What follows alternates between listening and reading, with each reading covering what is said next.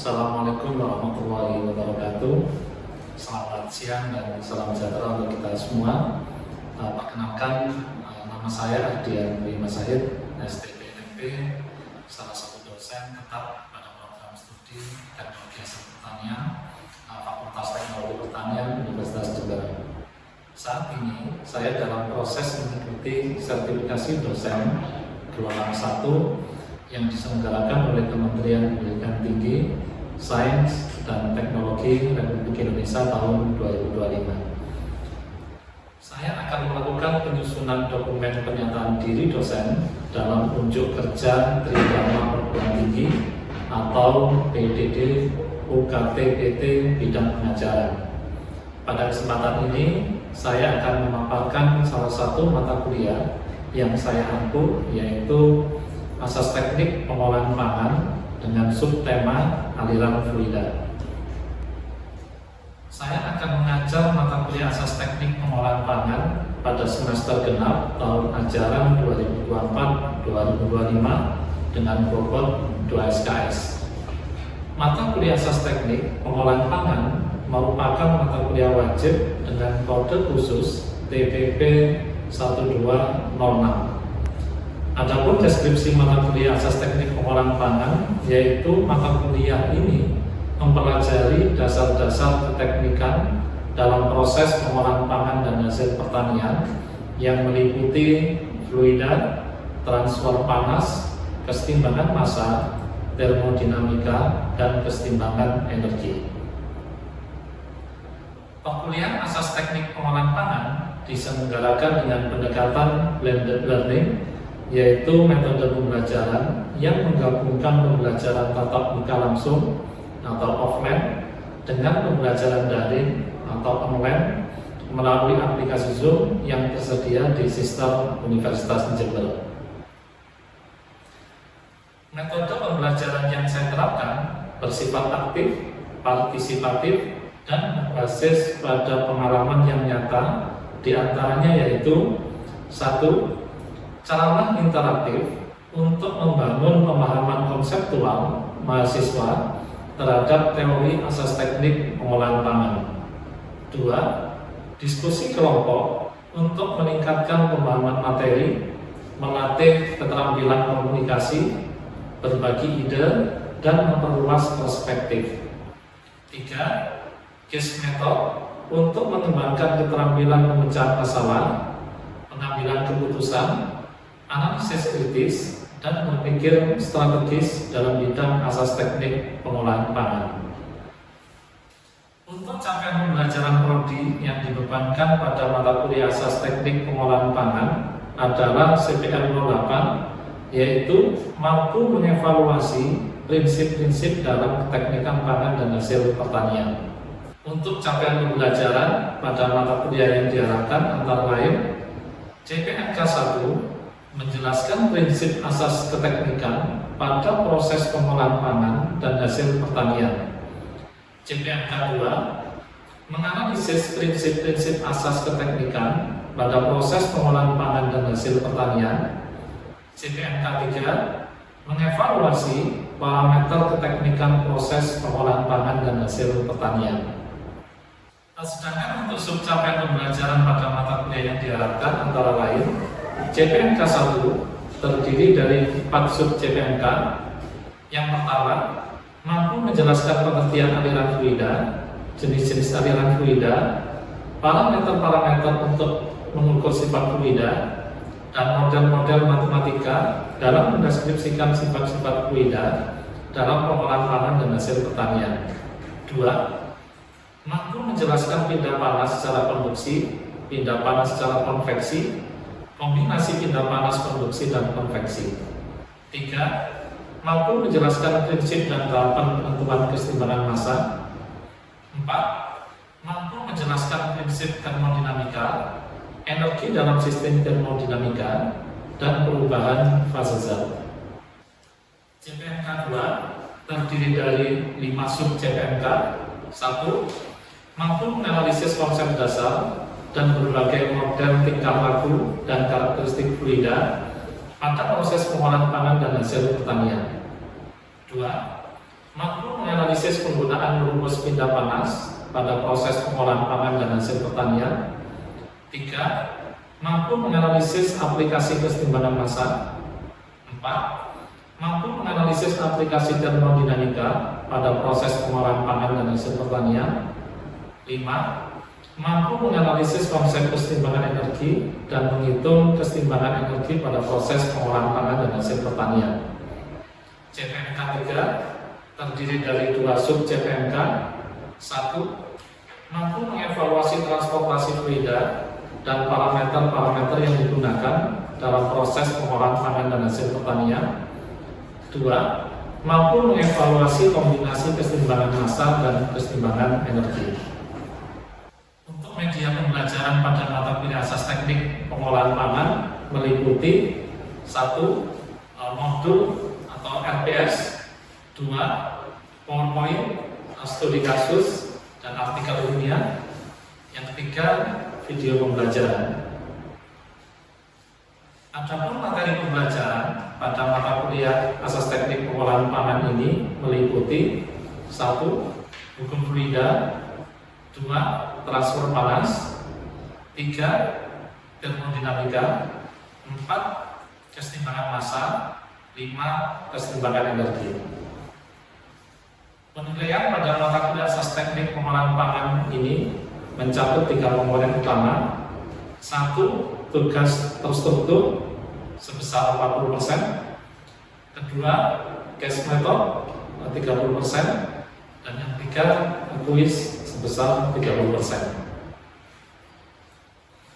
Penilaian dilakukan secara objektif berdasarkan indikator seperti ketepatan dan pemasaran materi, partisipasi aktif, serta kemampuan analisis terhadap studi kasus. Saya menggunakan rubrik penilaian yang jelas dan terukur, dan hasil evaluasi saya sampaikan kembali kepada mahasiswa sebagai bagian dari proses umpan balik untuk meningkatkan kualitas pembelajaran.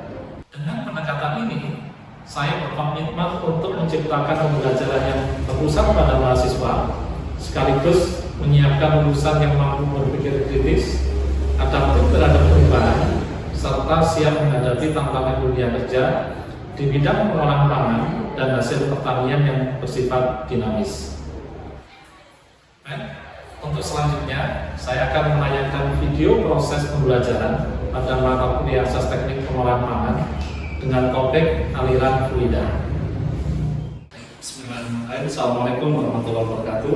Waalaikumsalam warahmatullahi wabarakatuh. Selamat siang dan salam sejahtera bagi kita semua. Bagaimana kabar adik-adik pada siang hari ini? Alhamdulillah, saya senang sekali bertemu dengan adik-adik pada siang hari ini, yaitu pada mata kuliah asas teknik pengolahan pangan. Sebelum kita mulai perkuliahan kita pada siang hari ini, marilah kita berdoa terlebih dahulu sesuai dengan agama dan kepercayaan kita masing-masing. Berdoa.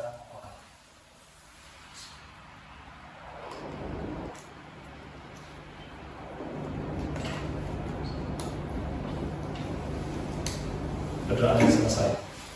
Baik, pertemuan kita pada siang hari ini adalah pertemuan yang ketiga pada materi aliran fluida. Pada pertemuan pertama sudah kita bahas terkait dengan perbedaan antara cairan Newtonian dan cairan non-Newtonian.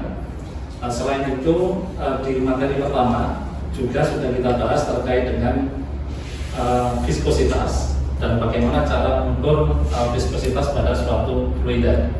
Selain itu, di pertemuan pertama juga sudah kita bahas terkait dengan contoh-contoh dari sifat atau dari fluida Newtonian dan Newtonian.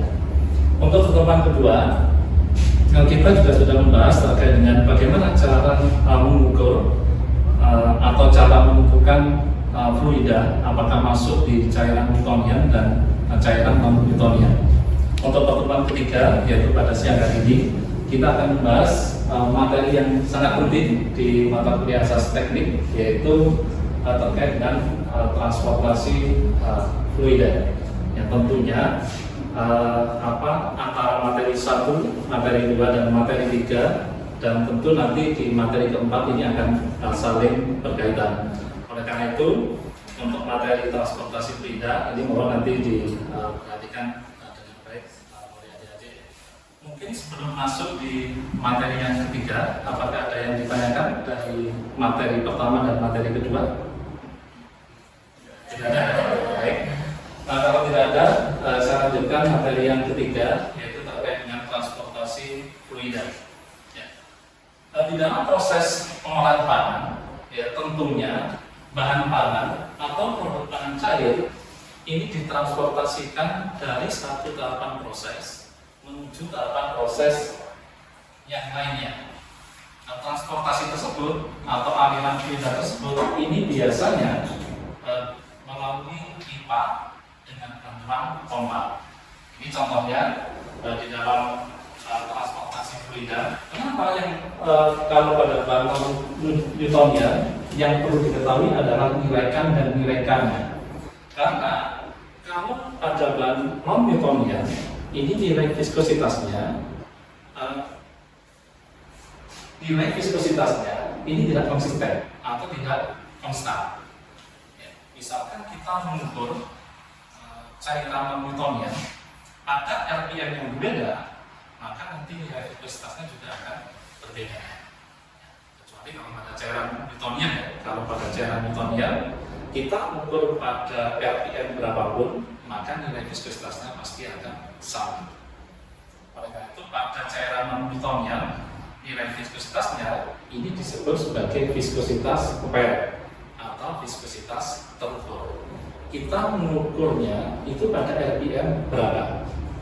Tahu bedanya ya? Ini seperti yang kita bahas di pertemuan pertama antara cairan Newtonian dan cairan non-Newtonian.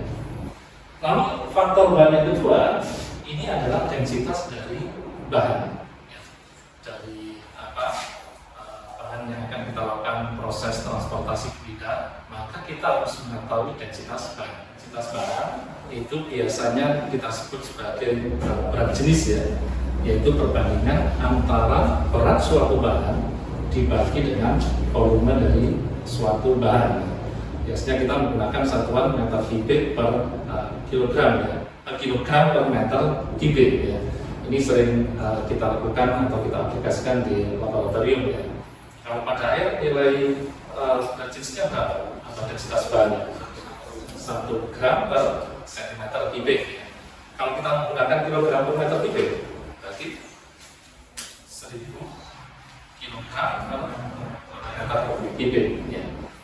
Itu yang dimaksud dengan densitas atau berat jenis dari suatu bahan ya. Densitas atau berat jenis dari suatu bahan ini biasanya dipengaruhi oleh suhu ya. Kalau misalkan pada air tadi 1000 kg per meter kubik itu pada suhu kuat. Kalau misalkan suhunya kita tingkatkan atau suhunya kita turunkan, berat jenisnya itu akan semakin menurun ya. Biasanya kalau kita gambarkan itu dalam bentuk kurva. Contohnya ketika adik-adik membuat es teh ya, maka yang di bagian atas itu esnya atau airnya? Esnya, karena berat jenis dari es itu lebih kecil dibandingkan dengan berat jenis dari airnya. Contohnya antara air dan minyak, maka berat jenisnya lebih tinggi yang mana? Air ya, karena kalau kita mencampur air dan minyak, yang di atas yang mana? Minyak. Berarti berat jenisnya lebih tinggi ya air. Di dalam transportasi fluida, densitas dari bahan itu juga akan berpengaruh. Tentunya semakin tinggi berat jenis atau densitas dari bahan tersebut, maka laju dari transportasi fluida itu juga akan semakin menurun karena semakin berat. Berapa daya pompa yang kita berikan di dalam transportasi fluida? Kalau semakin besar daya yang kita berikan, maka transportasi fluidanya akan semakin cepat atau semakin lambat? Akan semakin cepat. Kalau misalkan daya pompanya kecil, maka proses transportasi fluida itu juga akan semakin lambat. Ya, itu sebelum saya lanjutkan, apakah ada yang ditanyakan atau ingin didiskusikan? Tidak. Kalau tidak, saya lanjutkan. Terkait dengan faktor bahan, itu sudah kita bahas di pertemuan pertama, itu terkait dengan apakah masuk ke dalam Newtonian atau masuk ke dalam non-Newtonian atau terkait dengan berat jenis, itu sudah kita bahas semua. Terkait dengan jenis pipa, ini yang belum kita bahas. Jenis pipa ini akan berpengaruh terhadap penghitungan transportasi fluida, yaitu dimensi pipa yang perlu diketahui di dalam transportasi fluida adalah diameter dan panjang dari pipa yang kita gunakan.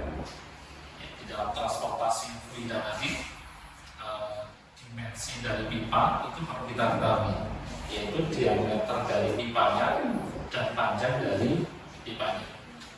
Nanti ini akan kita masukkan di dalam rumus transportasi fluida.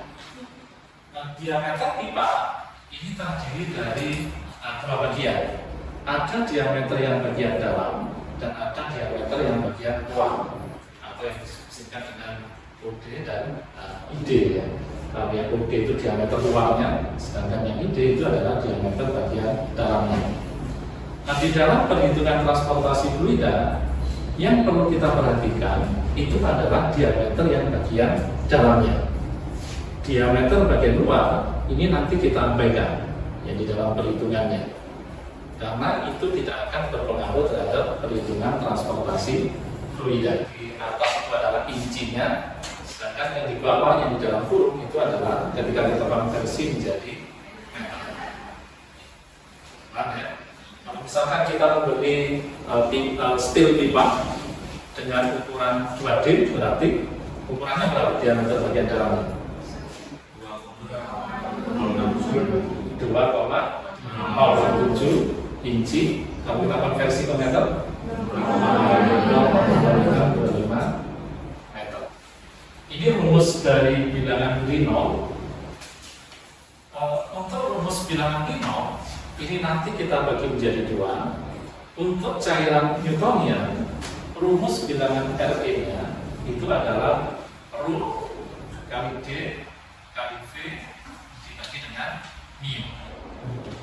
Sedangkan kalau fluida kita adalah fluida yang non-Newtonian, maka rumus dari bilangan Reynolds-nya adalah 8 kali V pangkat 2 min N kali L pangkat N dikali Rho dibagi dengan K kali 3N plus 1 dibagi N, lalu kita pangkatkan dengan N, di mana Rho ini adalah densitas dari bahannya atau berat jenis dari bahan. Nanti kita bisa menggunakan satuan gram per sentimeter kubik atau menggunakan kilogram per sentimeter kubik. Lalu yang kedua yaitu D. D ini adalah diameter pipa bagian dalam. Nanti satuannya bisa sentimeter atau menggunakan meter. Sedangkan V ini adalah kecepatan rata-rata dari fluida yang mengalir dalam pipa. Ini bisa menggunakan sentimeter per detik atau bisa menggunakan meter per detik. Lalu yang mu ini adalah viskositas dari fluidanya. Satuannya nanti kita menggunakan PAS. Sedangkan N ini adalah indeks tingkat aliran. Di pertemuan kedua kita sudah membahas terkait dengan indeks tingkat aliran, bagaimana cara untuk menentukan nilai N dan juga bagaimana cara untuk menentukan nilai K. Lalu yang terakhir nilai K ini adalah indeks konsistensi.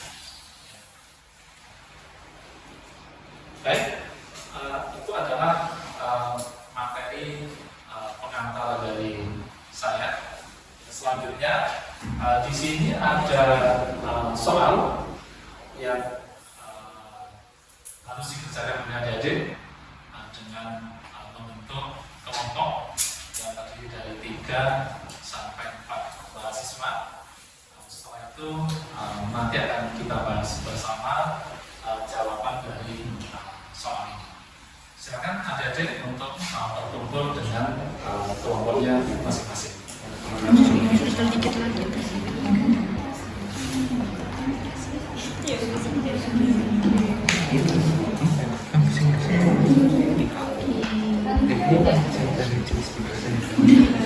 Baik, karena waktunya sudah habis untuk diskusi, ini terdiri dari 1, 2, 3, 4, 5 kelompok ya, ada 5 kelompok.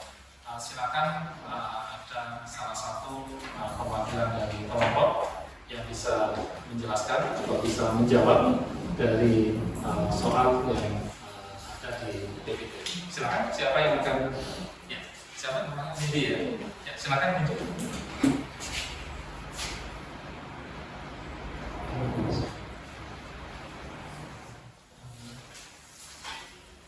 Sudah sama semua jawabannya? Menurut adik-adik jawaban dari Nindi apakah betul atau salah? Betul ya. Berdasarkan jawaban Nindi dapat kita simpulkan bahwa jenis alirannya apakah laminar, turbulen atau transisi? Laminar, karena nilainya 609, lebih kecil dari 2100. Ya, baik, terima kasih Nindi.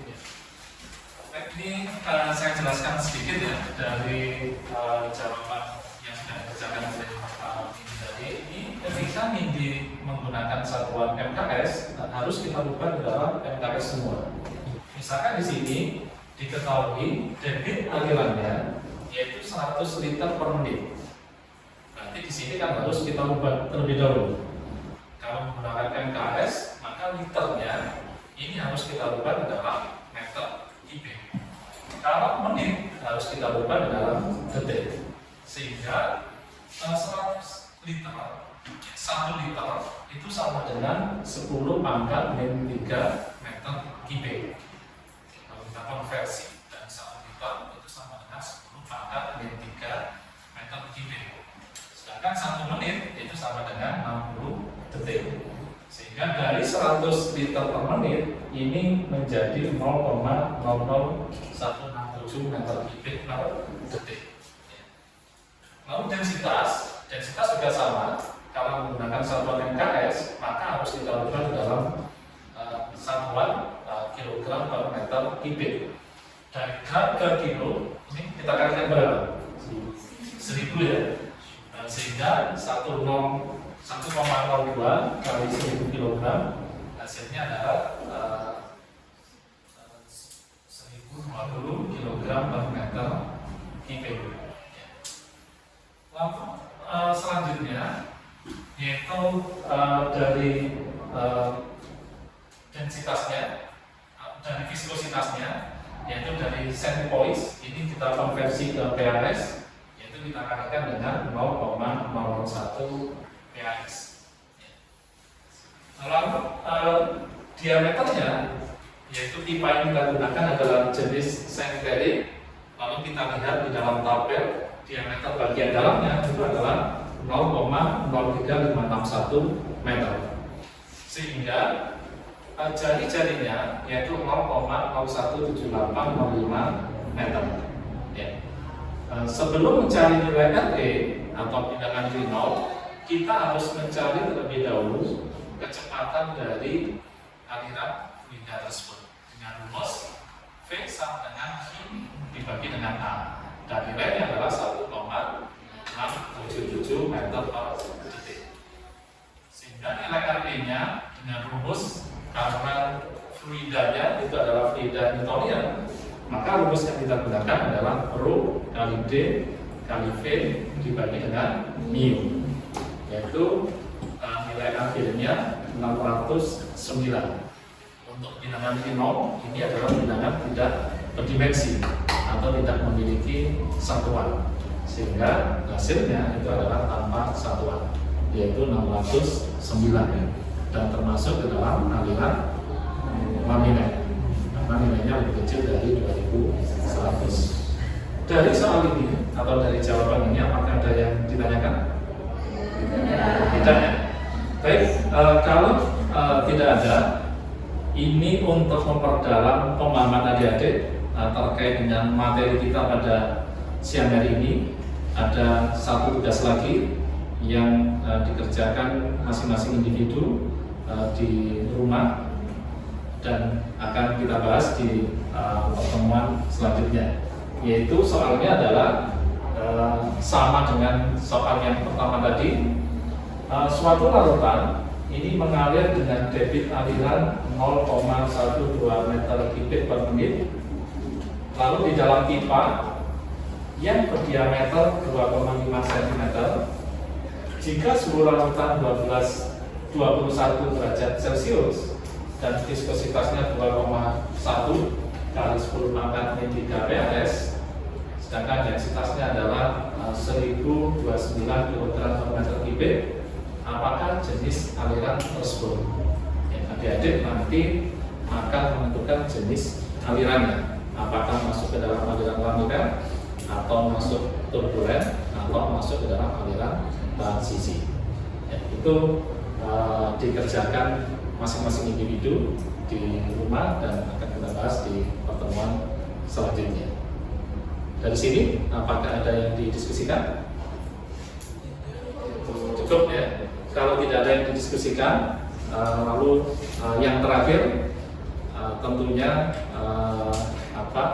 dari materi yang pertama tadi, dari awal sampai akhir terkait dengan transportasi fluida, mungkin dari adik-adik ada yang bisa menyimpulkan materi kita pada siang hari ini. Ya, silakan.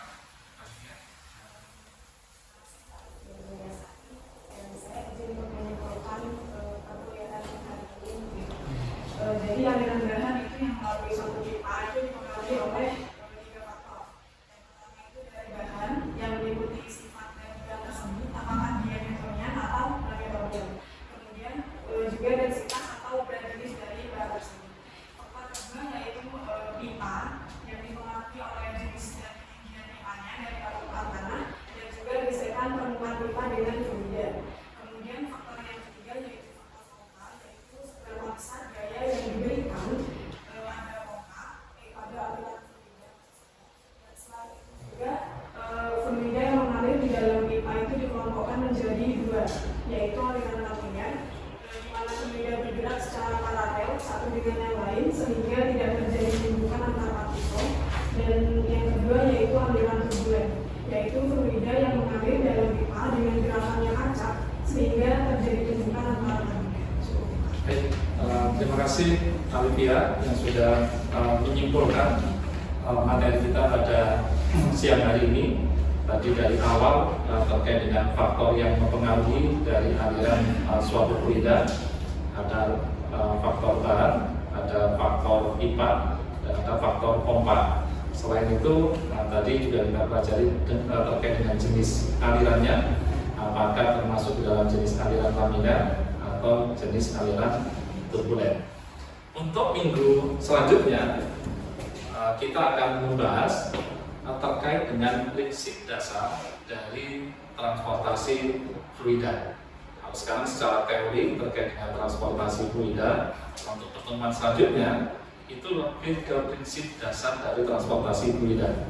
Di situ nanti akan ada beberapa persamaan, lalu akan kita melakukan proses perhitungan terkait dengan transportasi fluida. Oleh karena itu, untuk memudahkan pemahaman adik-adik terkait dengan materi di minggu depan, silakan dibaca PPT yang sudah saya bagikan, dipelajari terlebih dahulu, lalu dibaca. Setelah itu, ketika perkuliahan di minggu depan, adik-adik akan lebih mudah menyerap atau memahami materi yang akan saya sampaikan. Baik, apakah ada yang didiskusikan lagi? Baik, kalau tidak ada, semoga perkuliahan kita pada siang hari ini bermanfaat bagi kita semua, dan tentunya apa yang kita lakukan pada siang hari ini akan mendapatkan amal ibadah bagi kita semua. Terima kasih adik-adik, saya akhiri. Assalamualaikum warahmatullahi wabarakatuh. Waalaikumsalam warahmatullahi wabarakatuh.